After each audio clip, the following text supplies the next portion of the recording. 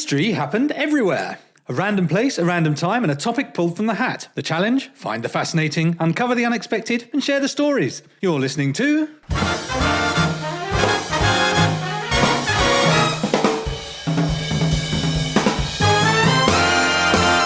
History happened everywhere.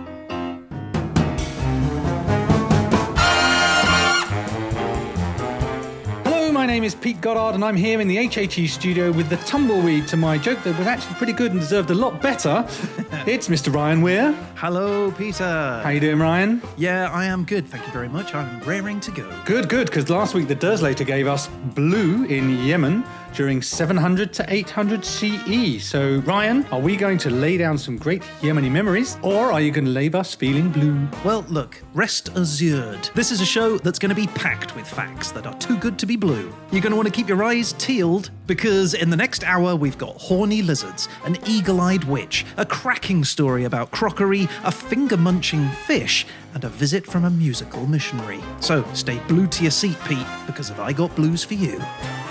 I started with tumbleweed rather appropriately there, didn't I? Nevertheless, let's go onwards. Let's do it.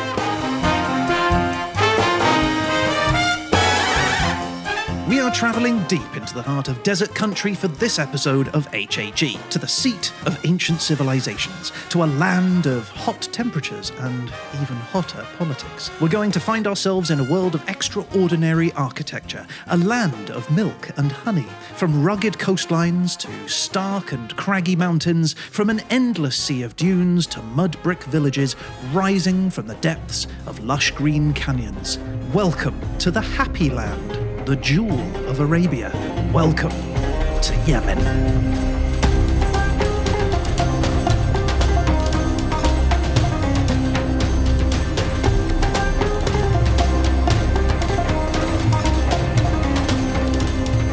Officially, the Republic of Yemen.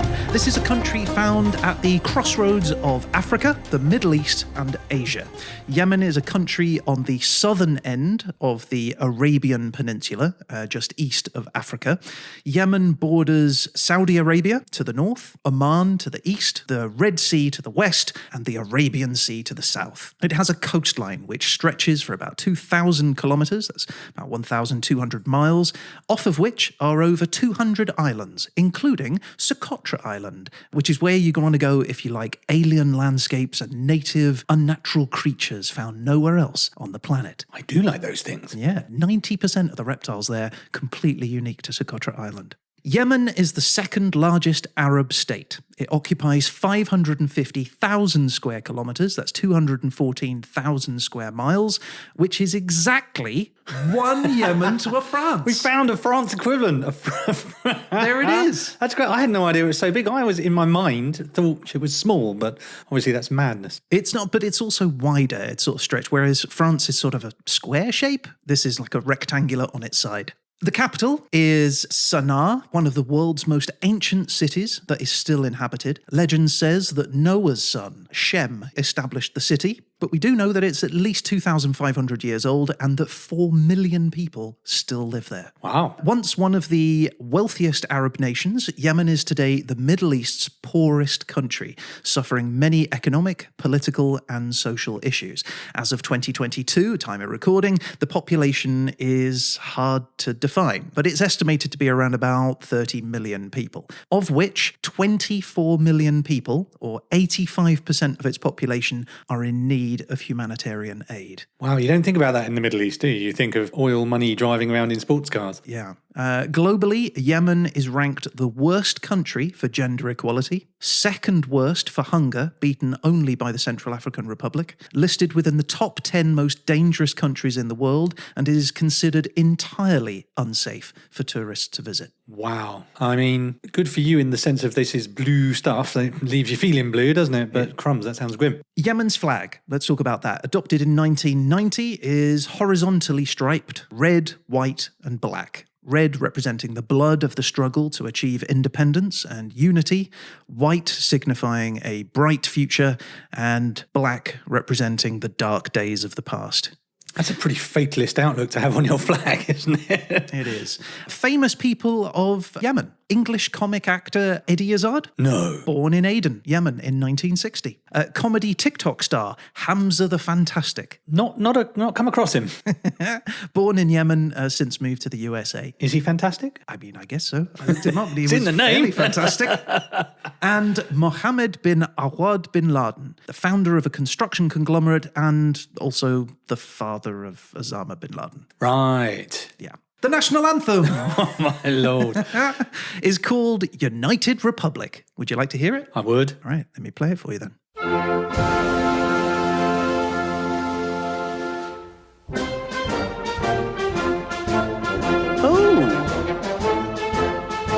Oh, that's upbeat, isn't it? Isn't it? She's cheering me right up.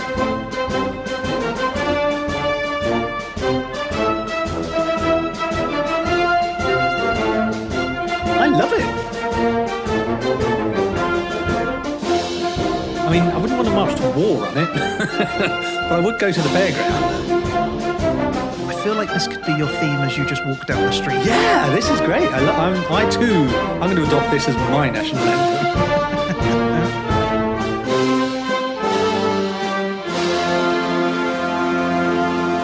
Yemen facts! How bleak is this going to be?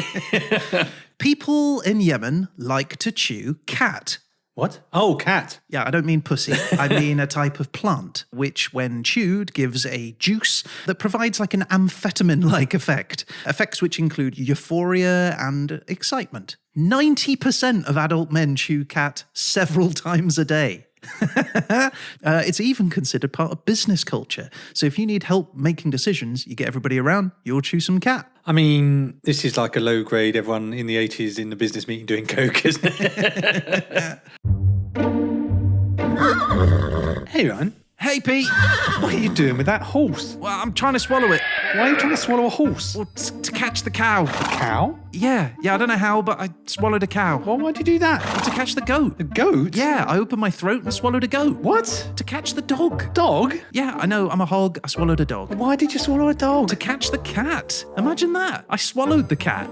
Ryan, are you on drugs? Yes, that's what I'm trying to tell you. I've got to swallow the horse, to catch the cow, to catch the goat, to catch the dog, to catch the cat, which made me high. Where's Tiddles?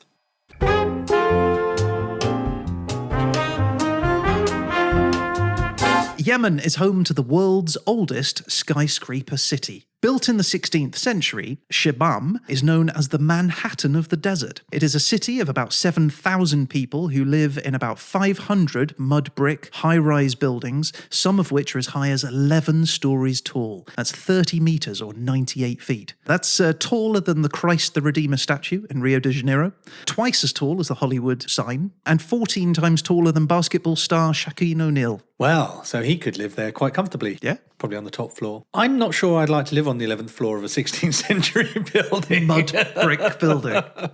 Yeah, pretty spooky, huh? I guess it's stood for this many years. It must be reasonably secure, mustn't it? Yeah. Yemen is considered the birthplace of coffee. Oh, really? Yeah, I didn't know this. I was pleased to find this out. From the 15th to the 18th centuries, so fairly recently, Yemen served as the international hub for coffee. In fact, during that time, all the coffee consumed anywhere in the world was grown in Yemen. The name coffee, in fact, comes from the Arabian word korwai. And according to one account, it started when an Islamic scholar and mystic discovered that if he boiled the seeds of a certain fruit, the water turned a muddy brown. And if he drank that water, it lifted his spirit, awakened his senses, and allowed him to pray and study throughout the night. So to recap, this is the nation that discovered or originated coffee. Yes. And chews cat all day long. Yeah, that's exactly right. They're a little hopped up. It's a tense place, I would imagine. Anyway, he shared this recipe with his friends, and now we live in a world of double venti, half soy, non-fat, decaf organic, vanilla double shot gingerbread frappuccino with foam, whipped cream, double blended with NutraSweet and ice. Just have a black coffee place. Yeah. Coffee beans were principally sold around the world from the city called Mocha. And in fact, for many years, coffee was only known around the world as mocha. So we could have all been drinking mocha, but now today we know cafe mocha, which is a sort of chocolate-flavoured milky coffee, a bit like a cafe latte. So, to recognise Yemen's place as the father of coffee, let's drink a mocha. Absolutely, I'm in. All right. I mean, part of me was hoping he'd pull out a bag of cat, but...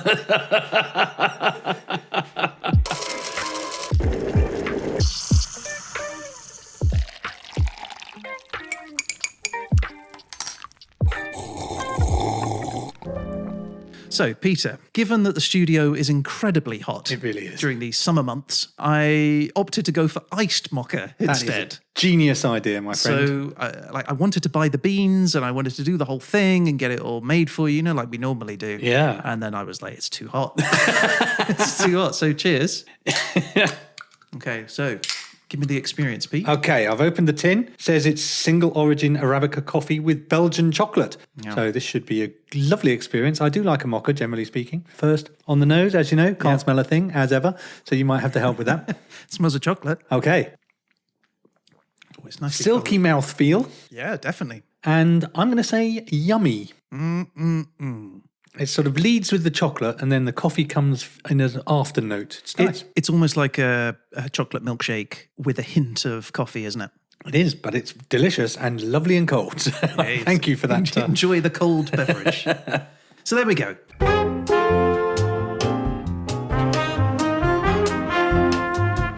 Let's get into history, Pete, and you're going to need to buckle up for this one. Oh, this is going to be hard riding.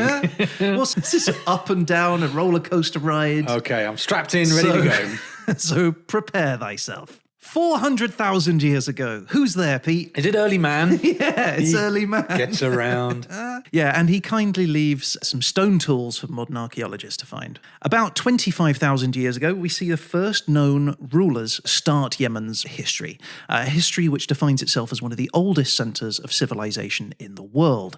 Over 15,000 years, there is a people called the Khatanis, descendants of Joktan from the Bible and the Quran. They establish trade routes, they build dams to control flash flooding, and they are the first to start to write down Arabic. They also remove the bark from certain trees, they extrude the resin, and they allow it to harden. Any ideas what they might do that for? To make sculptures of nude ladies.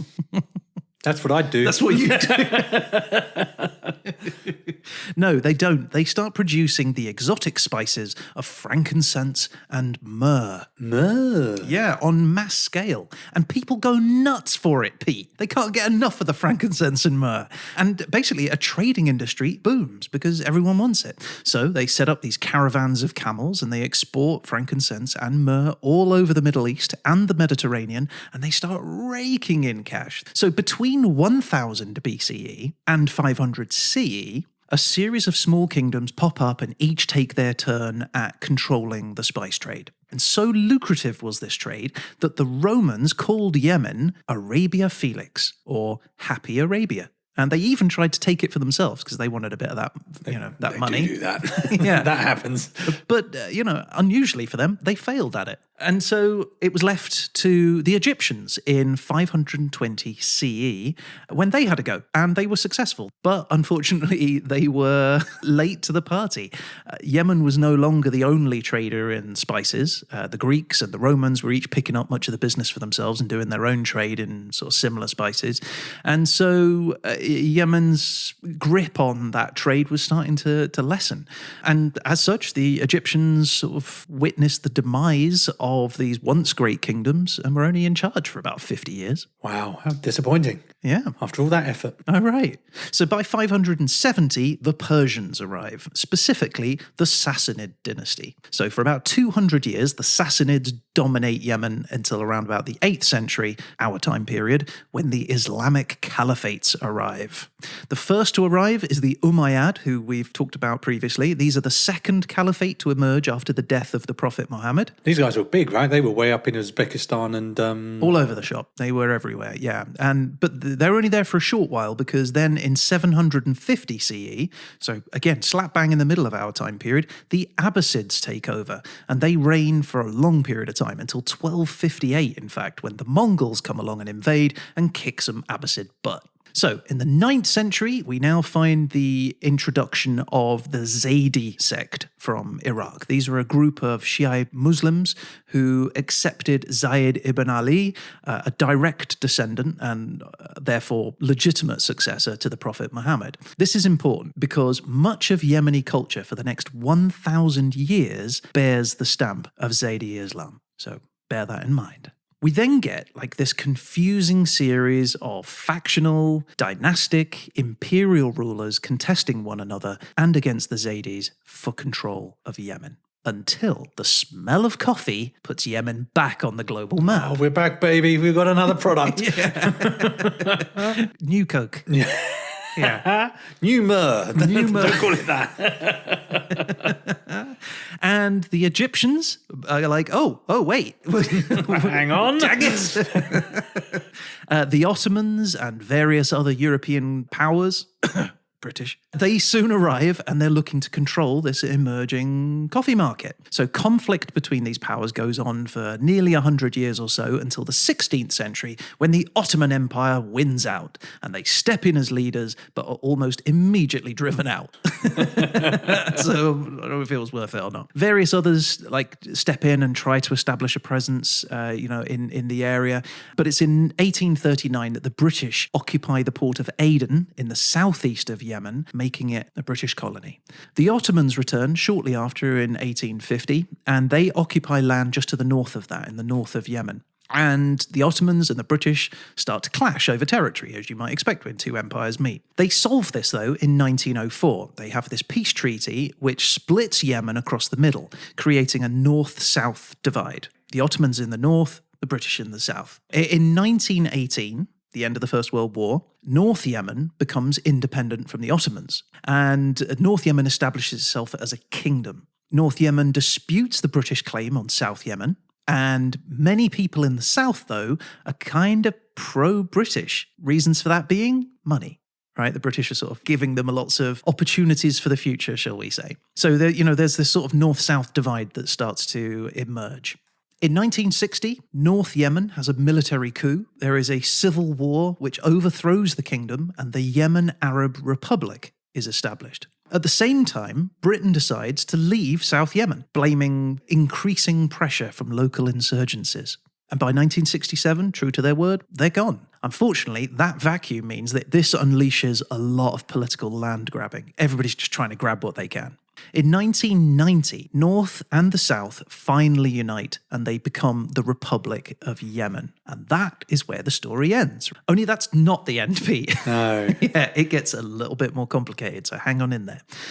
In 1990, the Gulf War starts with the invasion of Kuwait. I'm sure you'll remember that. I do. Yeah, and the new Yemen president decides to vote against any use of force against Kuwait, i.e. bombing the living heck out of them. This angers the United States, who want to bomb the heck out of Kuwait, and so the USA goes to their friends, Saudi Arabia, Yemeni's neighbours, and says, we don't like them. And so Saudi Arabia, as a punishment, kicks out and expels 800,000 Yemenis from Saudi Arabia. They're just kicked out of the country. In 1994, a civil war then starts between the north and south of Yemen. Now, I know they joined together, but the armies never fully integrated. So whilst it was a unification in 1990, the armies didn't. The armies were still north and south. So the armies duke it out between them, and eventually the Southern Army loses. Now, at this point, religion in Yemen is split roughly 56% Sunni Muslims and about 42% Zaydis. The Zaydis feel oppressed because they are the smaller minority, and so throughout the 1990s, tension starts to grow between a Zaydi rebel group called the Houthis and the Yemen government. In 2004, war breaks out, which continues off and on until 2011, when an uprising forces the president to hand over power to his deputy. President Hadi then leads for about 4 years, during which time he acts principally as a United States, UK, Saudi puppet politician.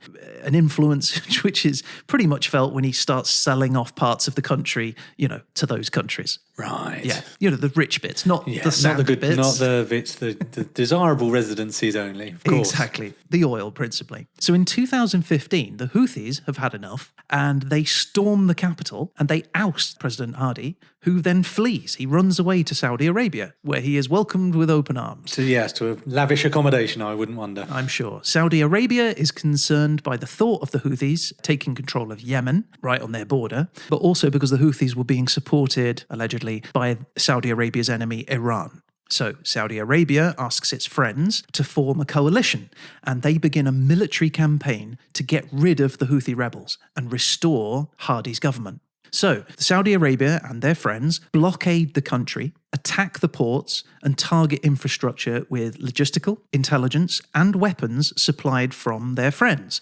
Oman, Qatar, the USA, UK, France, Spain, and Germany. At this point, Yemen is now roughly divided into three parts. You've got the Houthi rebels to the west, those that are loyal to the official government in the south and the east. And then you've got various sort of militant groups all across the centre, including Al-Qaeda and ISIS, who seemingly Rings a bell.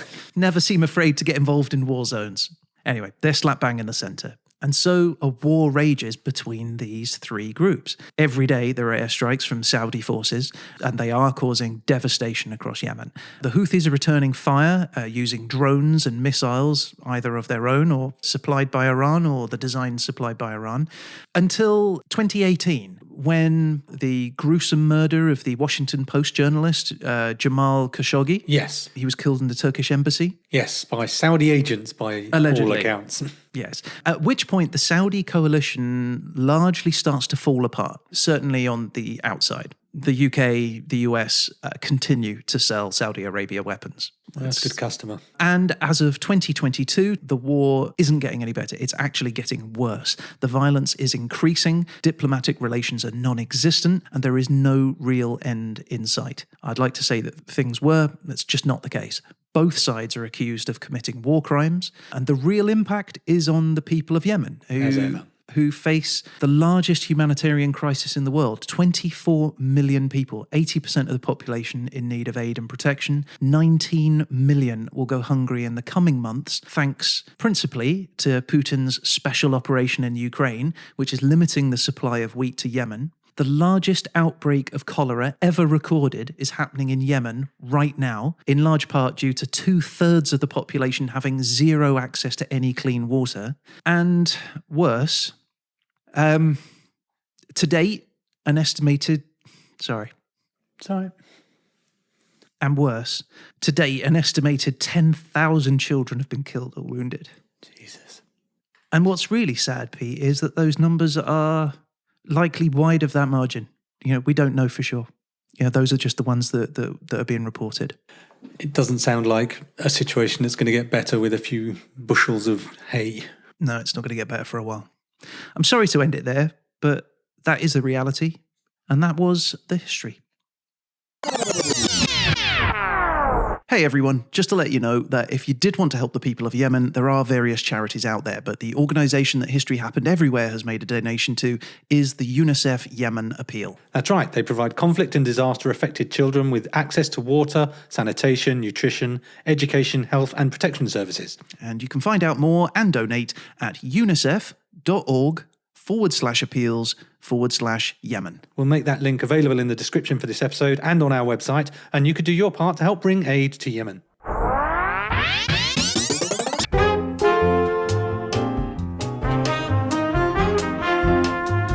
Let's talk about blue. Well, I'm feeling relatively blue already, thank you very much. So in terms of setting the scene, Yemen has done the job already, mate. I wish I could munch on some cat. That'll perk me right up. Yeah. So let's talk about blue.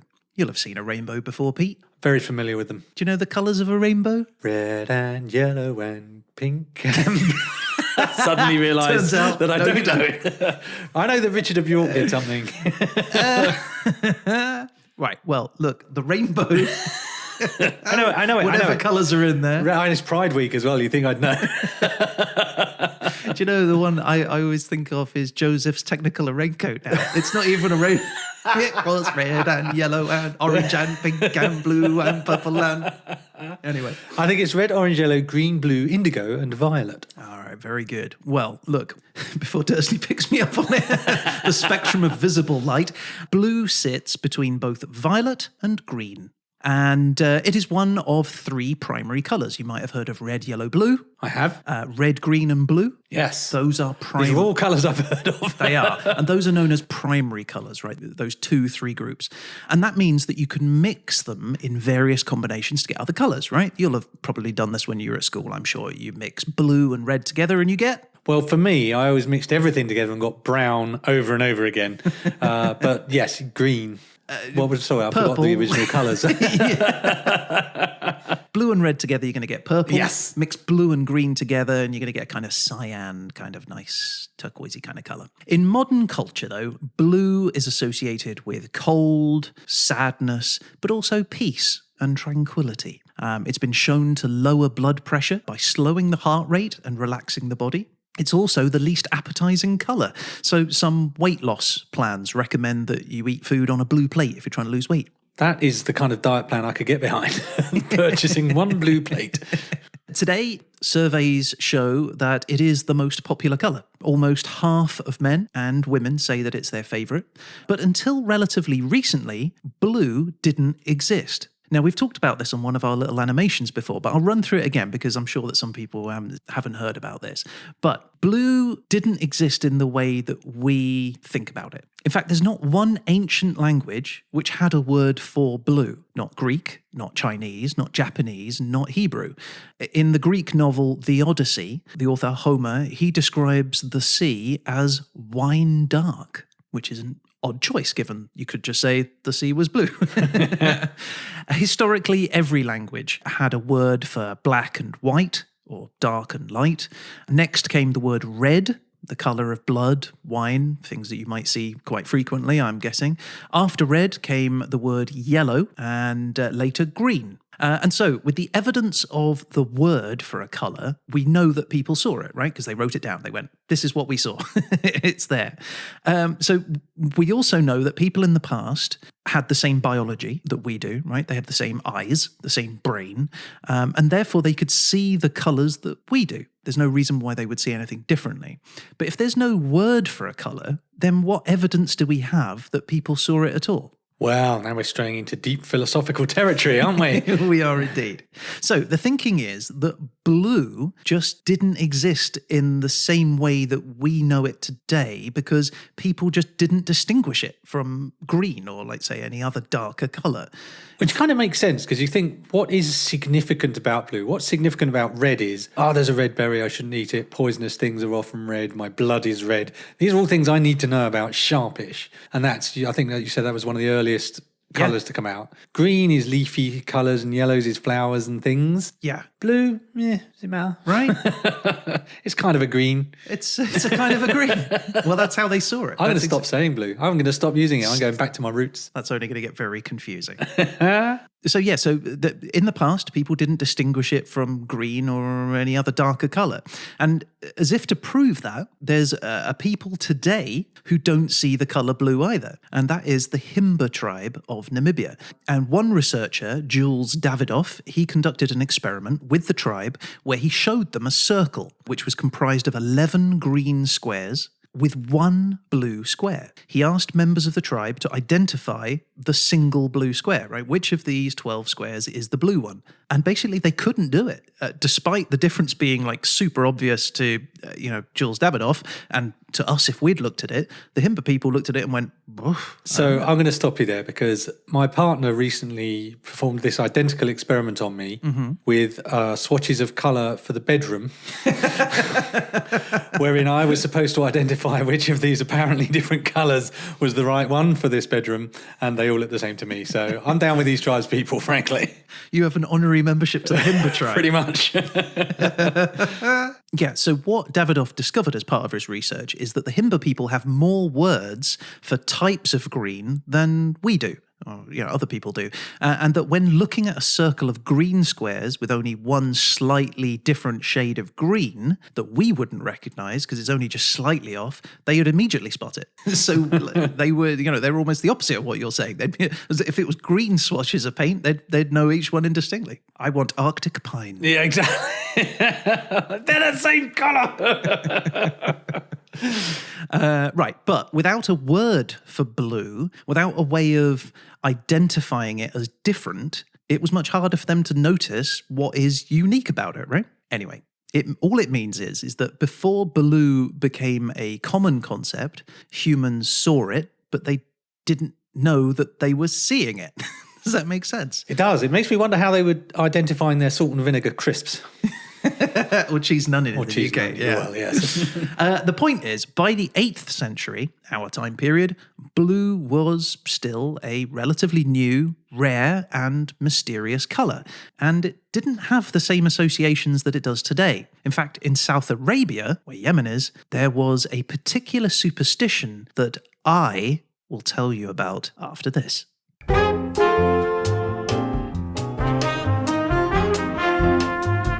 So, Pete. Yes, Ryan. Humans have many different eye colours. They do. Can you name some? Yes. In my case, yes, kind of a crappy grey. I was told. That's also a painting suede that you've got on your wall. Also green. Yeah. I'm going to say hazel. Yeah. I'm going to pop jet black in. Jet black. All right. Well, you're right, but you're also wrong. Those colours don't exist as eyes. Right? So what have I been plunging into my doll's sockets all these years? Basically, the pigmentation of the iris, which is the coloured bit of an eyeball, it only really varies from light brown to black. So everybody has a light brown or a black eye. It's an optical effect. People with blue eyes just have less dark melanin than those people who have brown eyes, which means that they absorb less shortwave blue light, and it's those waves being reflected out that we see instead. Super crazy, and I did not realise this. I guess because otherwise you could take an eye and ground it up and make blue dye out of it. Well, that would be one of the more expensive dyes, I would imagine. Anyway, this is called the Tyndall effect. It's worth noting that eye colour also sort of varies depending on lighting as well. So that's why sometimes your eyes might appear greyer or slightly darker or bluer or greener or whatever. That makes a lot of sense. Yeah.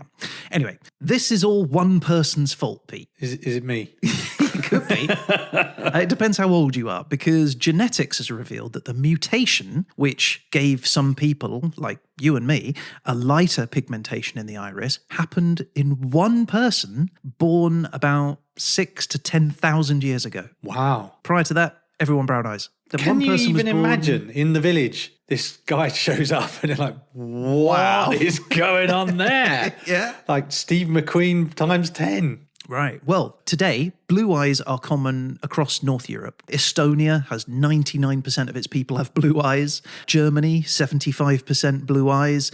In the United States, 1 out of every 6 people, 17% of the total population. Blue eyes are, pretty common. Blue eyes are less common in the Middle East, but not unknown. And perhaps because it is so rare there, that during the 8th century, people with blue eyes tended to be seen as abnormal. Exactly as you say, what is going on there, right? In the past, people in South Arabia have been suspicious of those with blue eyes, right? A number of superstitions have appeared to help them explain the phenomenon. In particular, the figure of the blue-eyed witch. It's a common figure in Arabic folklore. An example being the 7th century story of Zarqa al-Yamama. Yamama. Yeah, Zarqa is a blue-eyed woman from the central Arabian region of Al-Yamama. It's made me laugh every time I've written it down in my notes. So, Zarqa Al-Yamama, she possesses a vision so acute that it was said she could spot a white hair in milk. Ooh. Just an odd sort of thing to say you've got acute eyes on, but she could. And she was able to see into distances that would take 3 days to reach in person. This woman could see things. She could see stuff, right?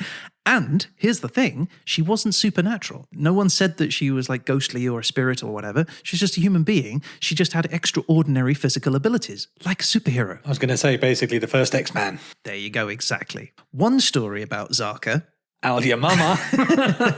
says that she one day told her tribe members that she had seen trees in the distance marching towards their settlement and they were going to attack. So in gratitude for her help in, saving their lives, they make her the new chief and everyone lives happily ever after. Hang on, whoa, wait. Yeah, that's right. That isn't what happened. Actually, they thought she was insane, and so they gouged her eyes out and sent her off into the wilderness. Gotcha. That sounds about more right? Did the trees attack eventually? That's a great question. She was proven right. Hurrah! Yeah. Or boo, I'm not sure. Enemy horsemen arrived, covered in leaves, right, as a disguise, sneaking around as trees, and ambushed the settlement. Side note, it's thought that Shakespeare drew inspiration from the story of Zarka, first with the blue-eyed witch Sycorax from The Tempest, and second, the witches of Macbeth, who predict a marching army of trees. Burnham Wood comes to Dunsinane. There you are, exactly. That comes from Zarka. Al your mama. I can't believe Shakespeare passed up on a your mama joke. What is thy name? Thou'lt be afraid to hear it. No, though thou'st call thyself a hotter name than any is in hell. My name is Macbeth. The devil himself could not pronounce a title more hateful to mine ear. No, nor more fearful. Well, thine mother art so fat, her doublet is a quadruplet. Well, thy mother is like fine neckwear, rough. Well, thine mother is so rank when she arrives in town, the plague leaves. Well, thy mother is so verily poor that the beggars throw coins at her.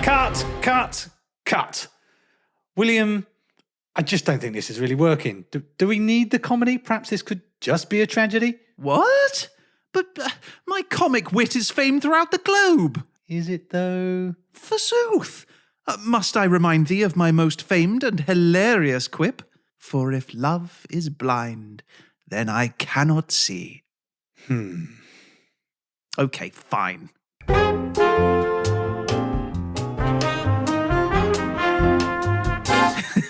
Bazarka's just one story. In fact, Arabic literature and art is full of negative imagery about blue-eyed people, and it's never really gone away. Today, symbols like the blue-eyed devil is a key figure in the Nation of Islam's theology. Images of the evil eye, always rendered in blue. Like most people at the time, the ancient Arabians didn't have a word for blue, so they used the word zirk instead. Zirk meant luster or shine, and was a word that they used to describe the tips of swords, stars, bubbling water, and twinkling eyes. Oh, nice. Yeah, right? That but sounds also nice. Bad when you're having them gouged out. Today, we have a romantic image in our mind, right, of twinkling eyes and bubbling water and stuff. But then, twinkling eyes, whether dark or light, was an indication of a flaw or an indication of an inferior moral character. Oh. Zirk was not a good thing.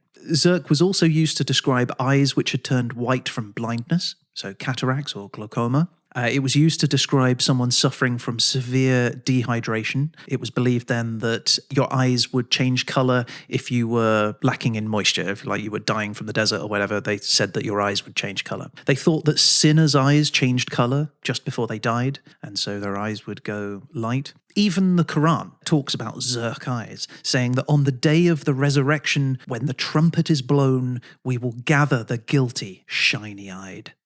So it was a really negative thing if you had Zirk eyes in the 8th century in Yemen. Point being that for most medieval Arabians, the causes of blue eyes was seen as mischievous or evil. And obviously, the best way of handling that is to write a list of all the people who had Zirk eyes. Obviously. You've got to identify these people, got a Pete. little list. Yeah, right? And so there were people who wrote lists. A register, you might call it. That is another word for it, indeed, yeah.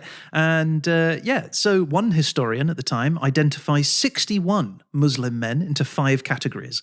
Those categories being Zirk, blind, one-eyed, cross-eyed, and those who had protruding teeth. I mean, also a useful drop-down menu on a dating site. Zerk? Seeking must not be zerk. Twinkling eyes. Buck teeth, acceptable. In another book written by Ibn Adi called The Book of the Leprous, the Lame, the Blind and the Cross-Eyed. Another good drop-down list. It's not a book you want to find yourself in, though, is it? Every Hang year. on, I'm on page 5. What? That's not fair. I had a cold.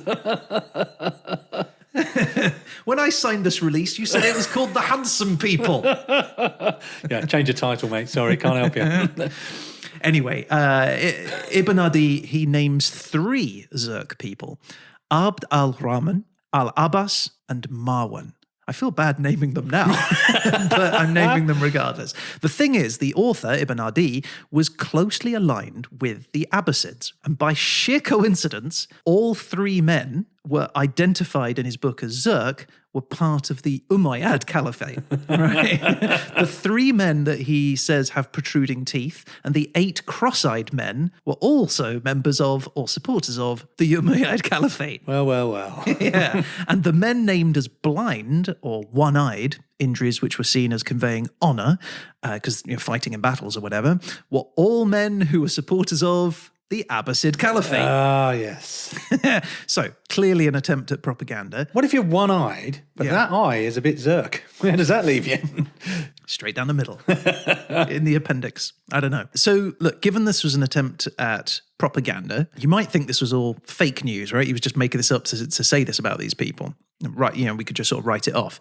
However, we do know that there was some truth to the Umayyad being Zerk. The Umayyad Caliph, the guy in charge, and indeed all of his children were blonde and mostly blue-eyed. The Zerk son of a gun. The Zerk army, yeah. And the reason being that many of the Caliph's mothers were blonde, blue-eyed Christian slaves from the north.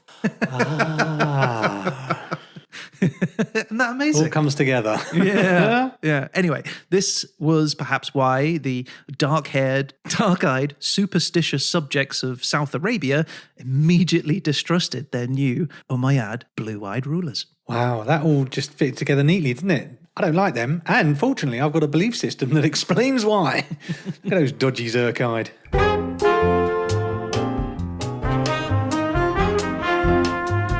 Reptiles. Of course. Yeah. That would have been my guess. Next up, reptiles. I was wondering when you were going to be, you're sitting there going, when are we getting a reptile? Well, good news. Reptiles are coming. Thank goodness. So, Silk Road traders, right? They're making their way across the hot, bleak deserts of the Arabian Peninsula. As they're making their way across the desert, they would have been startled by flashes of blue darting across the sand in front of them. What they were seeing was a lizard called the Sinai agama. Native to southwest Yemen, it's known in Arabic as the Judge of Sinai due to the way it raises itself up on its front legs and tilts its head back imperiously. Dursleus lizardus. Glad you said it, not me. Measuring 18 centimetres, so 7 inches long. So quite relatively big for a lizard. Yeah, it's sizable. With a tail, which makes up 2/3 of that length, so a nice long tail. The Sinai agama is, most of the time, pretty unremarkable looking lizard, right? It has dull brown skin, spends most of the time basking in the sun, waiting on rocks for insects to just sort of wander past them so it can eat them. But in the spring, Pete, something incredible happens. In a bid to attract a female, the male agama turns its skin an incredible bright blue colour. And once blue, the male bobs his head up and down, moves his eyes, and does push-ups with his front limbs, all in an effort to find a lady. That is not wildly different to my teenage self. Only it was red colour that would come to the skin. And the bobbing was more of a sort of chickeny dance. Oh, the chicken dance. Yes. Did that work out for you? Not well. The Sinai agama can live for a long time, an average lifespan for a lizard of 25 years. Wow, that's It's good quite going. long. But during the 8th century, for many agama, their life was cut short thanks to Yemeni travellers who would snack on these blue lizards as they made their way along the Silk Road. Oh man, I was just doing my press-ups and suddenly got hooked from behind and that was the end. Yeah.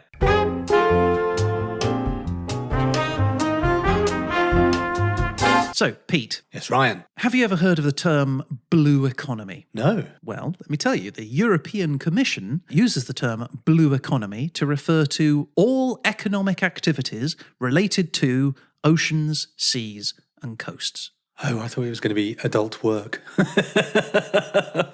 Yeah, I did look up pornographic material in Yemen and then realised where I was looking up. Blue material was not easy to find.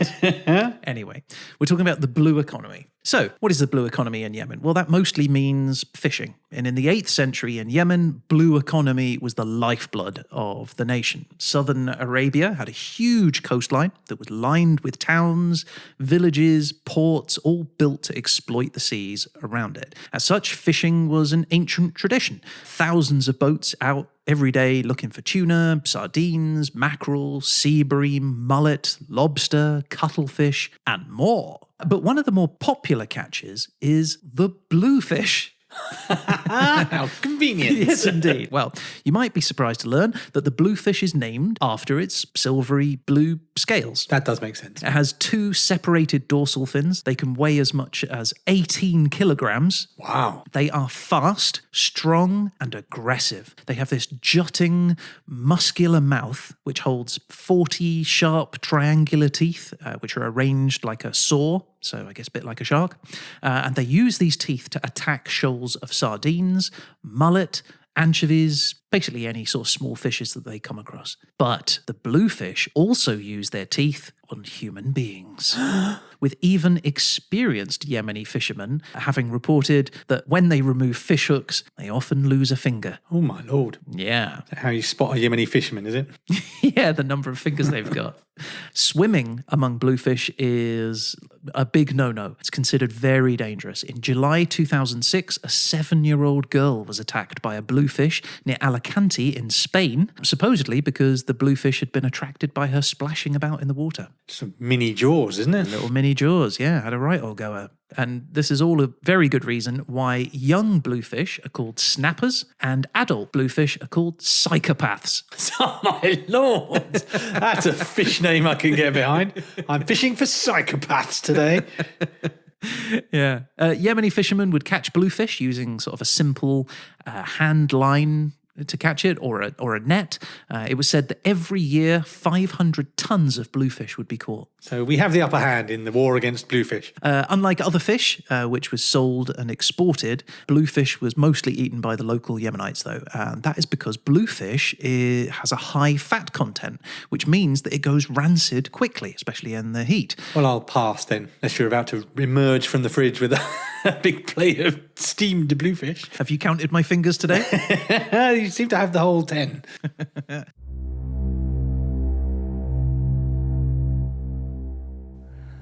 The thing about a bluefish is he's got lively eyes. Blue eyes like a doll's eyes. When he comes at you and he nibbles your fingers and those blue eyes roll over into white and you hear that terrible high-pitched screaming, the ocean turns red and despite all your pounding and hollering, those bluefish come in and they nibble at you again. By the end, we lost 100 fingers. 1,100 fishermen went into that water, and 1,100 fishermen came out. It wasn't that bad.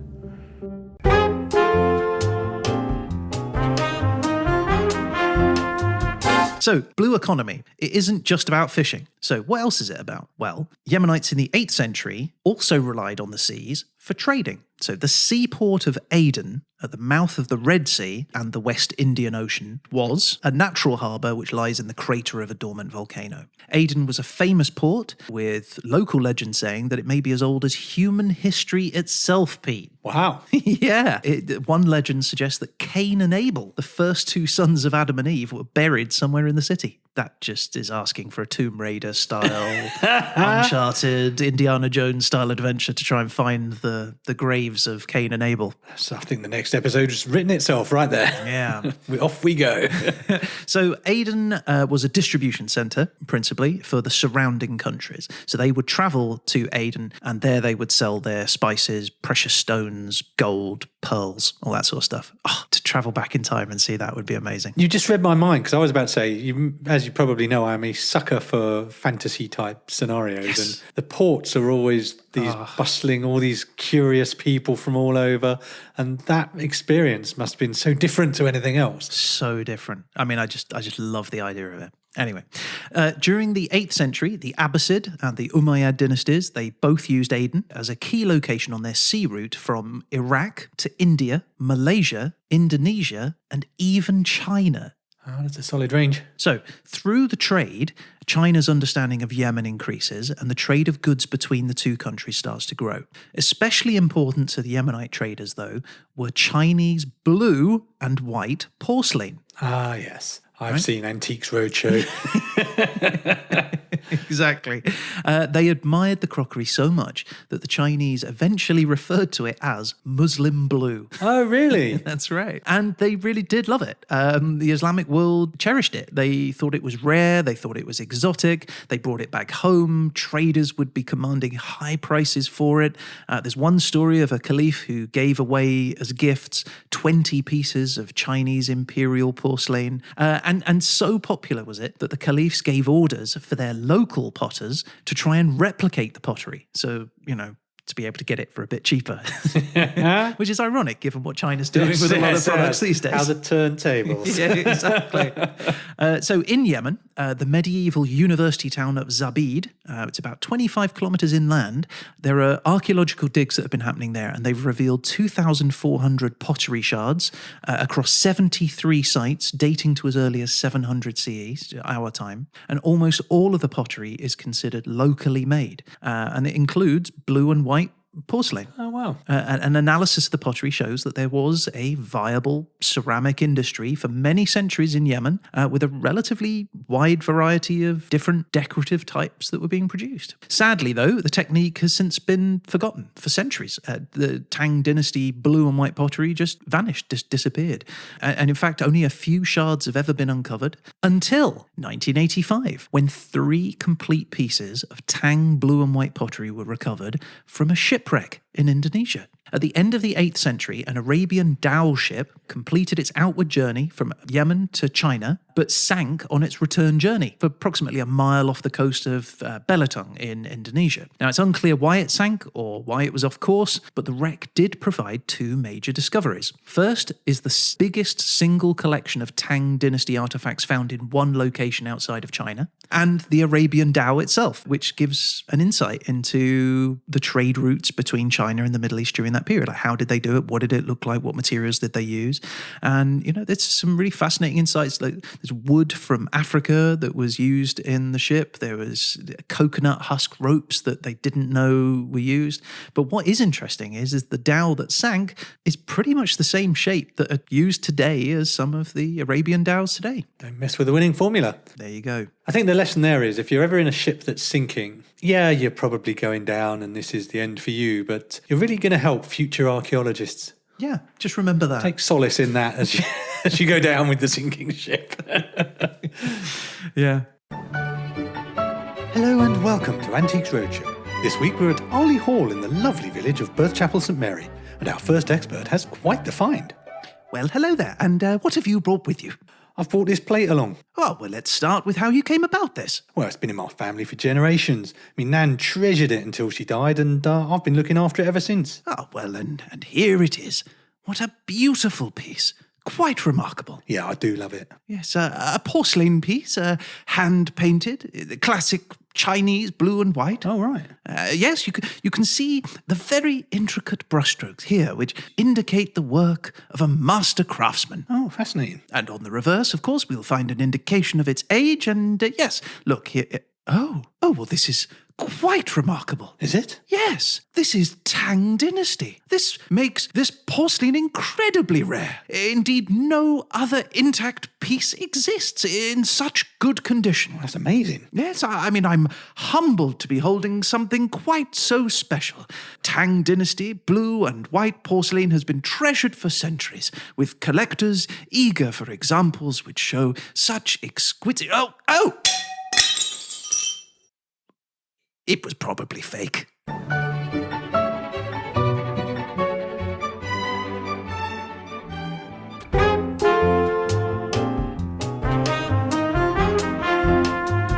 Okay, Pete, we have one last thing to talk about, and how best to finish an episode than to end with a song. Oh, lovely. Yeah. You're going to say the Yemenis invented the blues now, aren't you?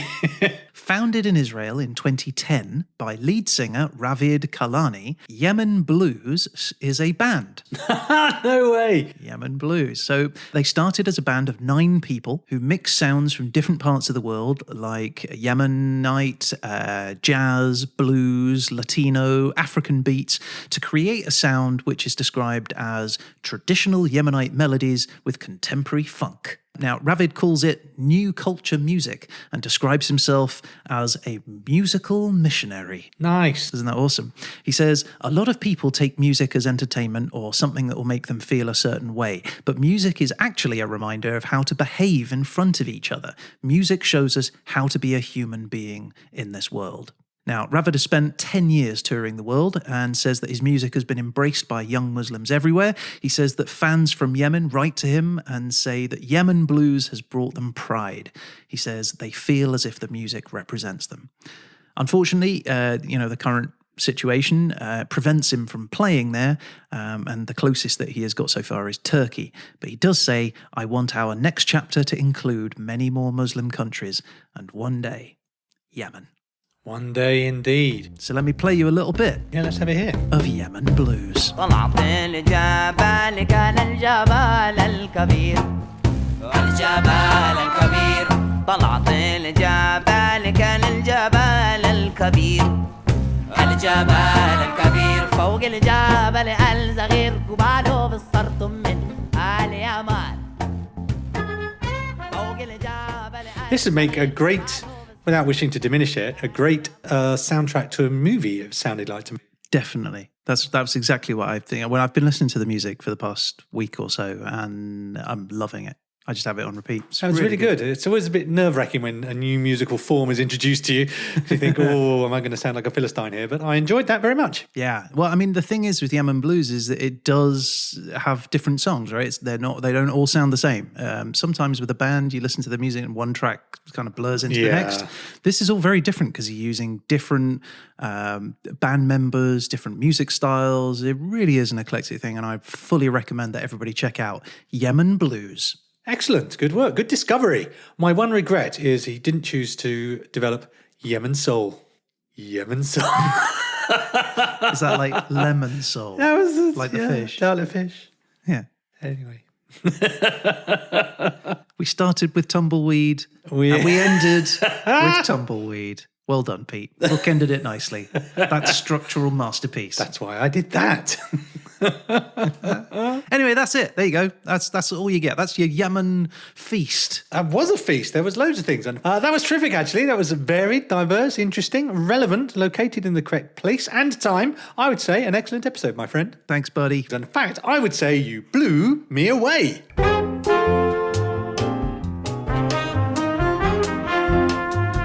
So, the eyes turn to you, Peter. This is always a really exciting / terrifying moment, isn't it? All right, let's get the Dursley around. Let's just get on, shall we?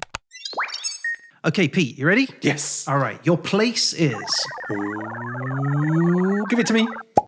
Colombia. Nice. I've heard of it. Yeah, that sounds fun, It's my doesn't main it? criteria these days. Okay, and your time period is... 1930 to 1940. Nice. It's only a decade. That's a documented decade, and that's what I want. All right, and your topic then? Your topic is... riddles. I felt I was going great guns there, and then sort of flopped at the end a little. Riddles in Colombia during 1930. I didn't even know that was one of the 1940. topics we had. That's the Durslater for you. That's a mystery, or you might call it a riddle. Riddle me this. Batman. Oh, my Lord. That's an interesting one. That is an interesting one. Riddles in Colombia, 1930 to 1940. Pete, we'll see you back here in a fortnight. I'll be here.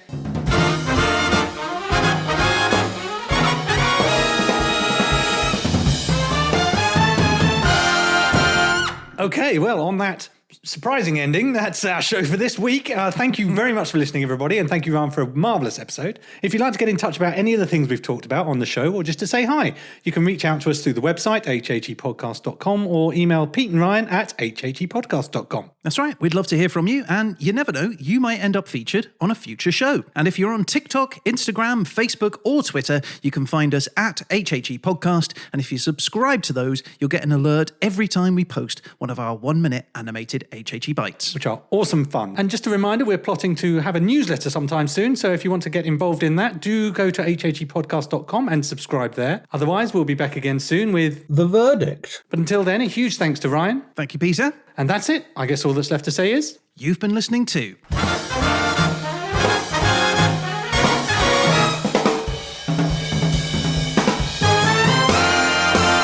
History happened everywhere.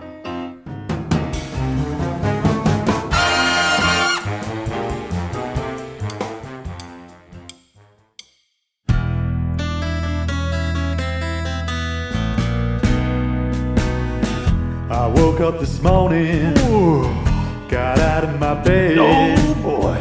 I looked in my fish tank. They're fishing.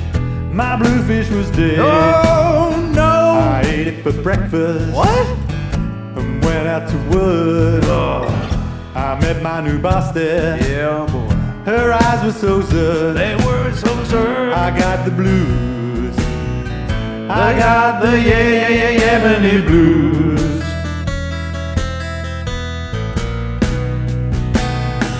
She said she'd be working. Working fine. All over the summer. Hot, hot, hot. And she'd always be watching. Watching me. She was Al your mama. Al your mama. Panorama. So that's what I ate. Ain't the lizzie. It was served up so pretty. Baby. On a Muslim blue plate. On a Muslim. I got the blues. I got the Yemeni Blues.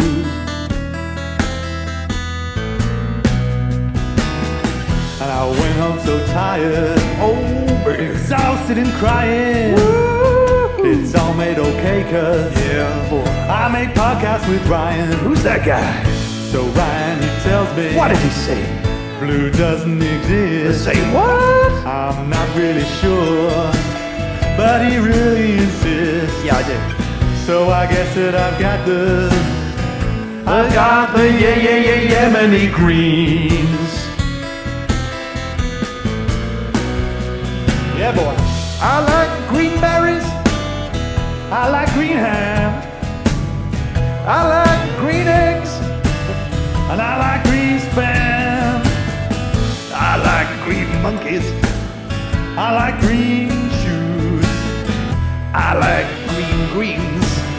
and I like green greens too. Yeah, oh, baby.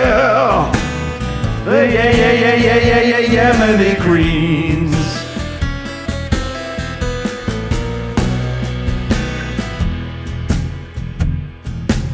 Well, thank you very much for listening to the show tonight.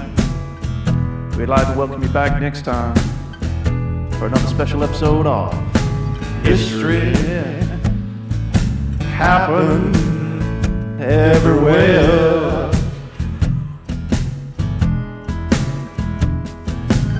Subscribe to the podcast. And send us an email, HHE Podcast. and we'll leave it right back. The Yemeni greens.